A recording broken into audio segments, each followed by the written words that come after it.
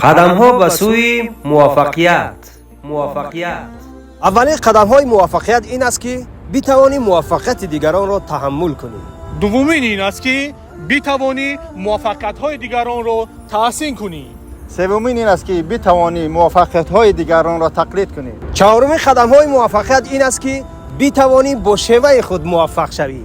تو می‌توانی. خود حاضر برخیز و با نام خالقت شروع میکن. صلی الله و سلم و بارک و انعم على نبينا الكريم الأكرم صلى الله عليه وسلم وصلى الله وسلم وبارك وأنعم على نبينا الكريم الأكرم صلى الله عليه وسلم.